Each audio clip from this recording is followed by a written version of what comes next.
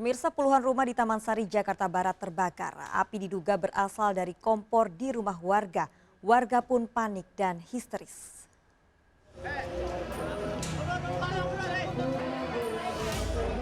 Kebakaran menghanguskan puluhan rumah warga terjadi di Jalan Keadilan Dalam 2, Taman Sari, Jakarta Barat. Kencangnya angin membuat api cepat merembet ke bangunan di sebelahnya. Bahkan video amatir merekam kepulan asap pekat membumbung tinggi. Warga pun panik mencoba memadamkan api dengan peralatan seadanya. Bahkan sejumlah warga mengambil air dari dalam selokan untuk memadamkan api. Diduga api pertama kali muncul dari kompor di rumah warga. Penyebabnya tadi kayaknya ada kompor deh, nyala kompor. Tapi itu rumah warga? Iya, di rumah warga. Ada berapa rumah kira-kira? Setahu saya ini 2 RW. 2 RW? 2 RW sekitar 50 rumah lebih. 50 rumah. Meski sempat terkendala lokasi yang sulit dijangkau, api berhasil padam setelah 11 unit mobil damkar dikerahkan ke lokasi. Tidak ada korban jiwa dalam kejadian ini. Dari Jakarta, tim liputan melaporkan. Sejumlah rumah di Banjarmasin terbakar saat ditinggal pemiliknya sholat tarawih. Seorang warga terluka terkena pagar besi saat berupaya memadamkan api. Kebakaranlah di Mawar berseberangan dengan TK Mawar. Kobaran api yang disertai dengan kepulan asap hitam membumbung ke udara saat membakar sejumlah rumah di Kelurahan Mawar, Banjarmasin, Kalimantan Selatan. Kejadian ini mengejutkan warga sekitar. Bersama petugas, warga berupaya memadamkan api. Seorang relawan terluka akibat terkena pagar besi yang runcing saat berupaya memadamkan api. Belum diketahui pasti penyebab kejadian ini, namun dugaan sementara akibat korsleting listrik. Informasinya dari warga itu sekitar 6 buah rumah, ada di Cempaka 7 sama Cempaka 8. Kalau asal api tahu bang dari rumah yang mana? Kalau asal api kurang tahu ya. Penyebabnya juga masih belum diketahui ini. Kepolisian menyelidiki kasus ini. Dari Banjarmasin, Kalimantan Selatan, Denny M. Yunus melaporkan.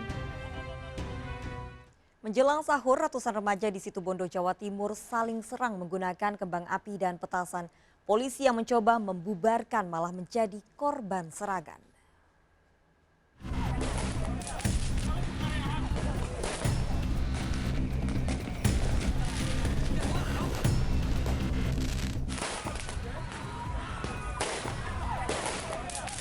Ratusan remaja terlibat tawuran antar desa di Panjilor, Situbondo, Jawa Timur.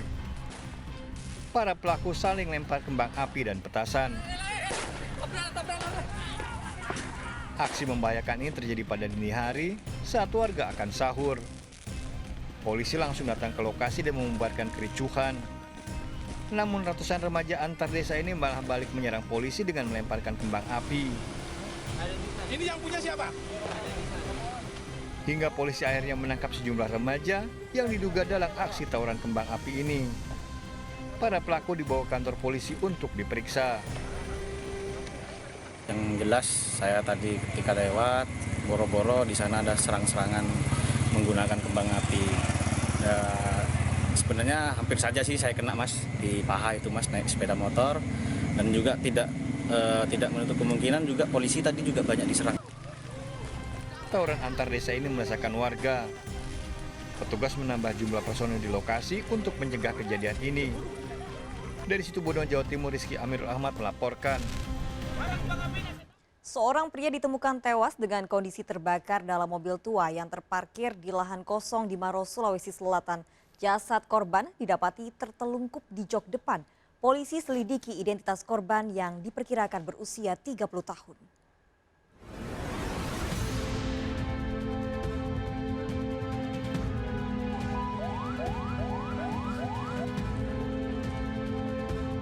Polisi melakukan olah TKP dan memeriksa jasad pria yang ditemukan dalam kondisi terbakar di mobil tua yang terparkir di lahan kosong Desa Marumpa, Maros, Sulawesi Selatan.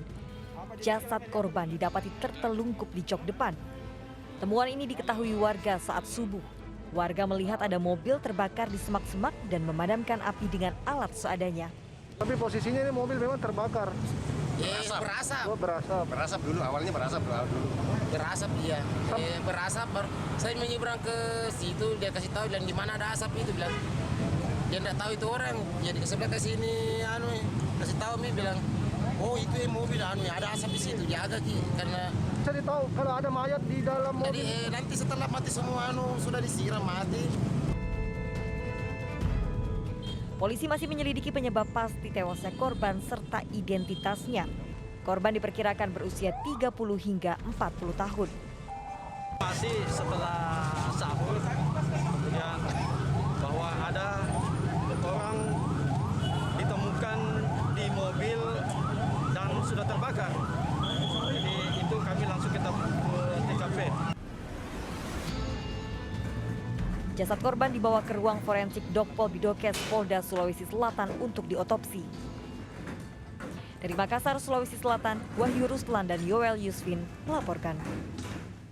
Pemirsa, pria yang menganiaya perawat di Rumah Sakit Siloam, Palembang, Sumatera Selatan ditetapkan sebagai tersangka dan ditahan oleh polisi. Penganiayaan terjadi setelah korban melepas infus anak pelaku yang menjadi pasien rumah sakit.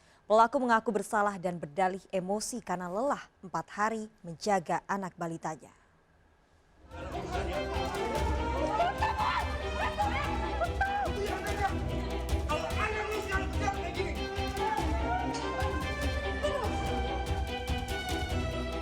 Pria pelaku penganiayaan Kristina, perawat Rumah Sakit Siloam, Palembang, Sumatera Selatan ditangkap polisi. Tidak ada perlawanan, penangkapan dilakukan di hadapan keluarga pelaku. Ini dilakukan setelah aksi penganiayaan yang dilakukannya dilaporkan oleh korban dan pihak rumah sakit. Korban mengalami luka di wajah serta mengalami trauma. Pihak rumah sakit menyebut korban sudah menjalankan tugas sesuai SOP rumah sakit dan menyerahkan kasus ini ke polisi. Tidak bisa share selain ke kepolisian. Intinya adalah rumah sakit telah menjalankan hal yang semestinya dijalankan oleh rumah sakit, ya, dan peristiwa itu seharusnya tidak terjadi. Jadi Siloam Hospital tetap mendukung proses hukum. Ya, kita sudah laporkan pasien itu, kita tunggu. Bermula saat pelaku JS menjaga anak balitanya yang sakit radang paru-paru, tiba-tiba menangis dan mengeluarkan darah dari tangannya yang diinfus. Pelaku meminta Kristina untuk melepaskan infus, namun Kristina menolak karena harus meminta persetujuan dari dokter yang merawat. Disitulah emosi pelaku memuncak. Diakui pada sedikit kekerasan yang dilakukan kepada perawat, yaitu pemukulan 2-3 kali ke arah pipi, wajah, dan juga ketika perawat diminta untuk meminta maaf dan cara bersujud kepada Ananda, pelaku mendorong dengan kaki sehingga terbengkak. Dari barang bukti dan keterangan saksi, pelaku ditetapkan sebagai tersangka. Pelaku mengakui kesalahannya, berdalih terbawa emosi karena kelelahan 4 hari menjaga anak balitanya. Saya minta maaf dulu yang sebesar-besarnya kepada korban, kepada keluarga korban, kepada semua pihak yang ada dengan korban.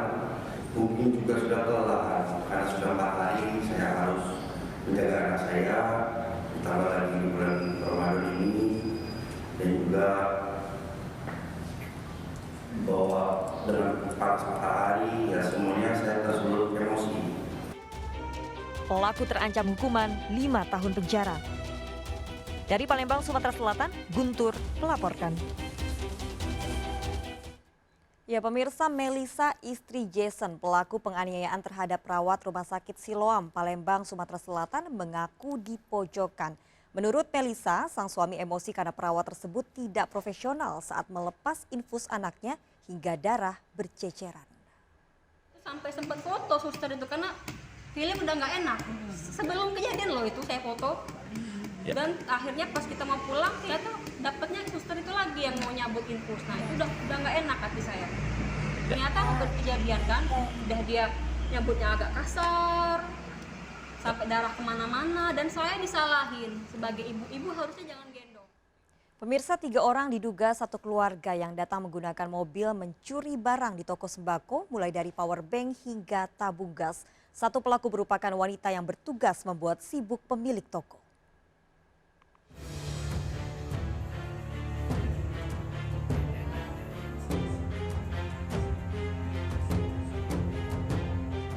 Tak ada yang menyangka 3 orang diduga satu keluarga yang datang dengan mengendarai mobil ke toko sembako di Desa Sedologo, Merangin, Jambi ternyata pelaku pencurian. Dengan modus membeli 1 keranjang telur, pelaku wanita membuat Rusli pemilik toko sibuk. Saat itulah satu pelaku pria mulai menggasak barang dalam toko, mulai dari power bank, handphone, hingga tabung gas.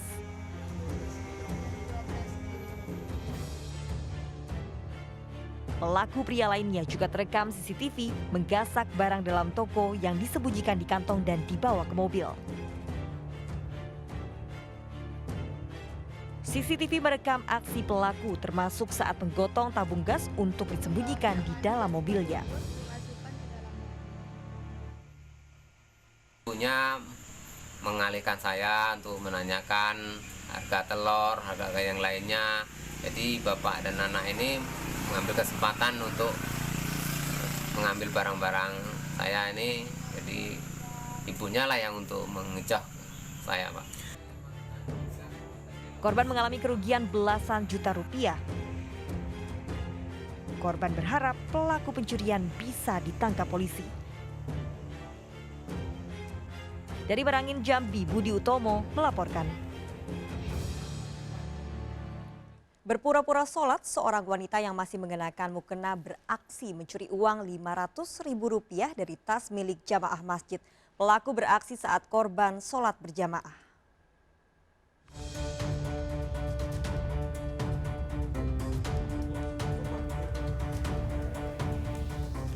Berpura-pura sholat, seorang wanita yang masih mengenakan mukena beraksi mencuri tas jamaah pada sebuah masjid di Cimpago, Kota Padang, Sumatera Barat.